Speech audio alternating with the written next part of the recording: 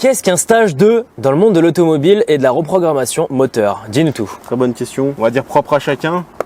Pour moi, le stage 2, c'est à partir du moment où tu vas décatalyser ta voiture ou mettre un catasport. T'as entendu Tom? Peut-être un faux stage 2, ça veut dire. C'est pas ça, c'est que c'est plus pour moi des noms commerciaux qui on va être là. Oui, ok, bah vous avez rajouté telle pièce sur ta voiture, on n'est plus sur un stage 1 classique entre guillemets, on va être sur un stage 1 modifié, on va appeler ça le stage 2 si tu veux, puisque le décata nécessite une autre modification dans ta cartographie que si tu mettais un stage 1 et tu mets une boîte à air, ça va rien changer à ta carto, tu vois, la carto ça va être la même. Le stage 2, pour moi, c'est à partir du moment où tu dois retoucher ta carto par rapport au stage 1. Est-ce que tu changes d'autres pièces aussi? Ben après, tu peux le compléter, ouais. Tu peux mettre un décata, tu peux mettre... après, c'est des changements d'injecteurs sur certaines voitures où ça devient intéressant de le changer.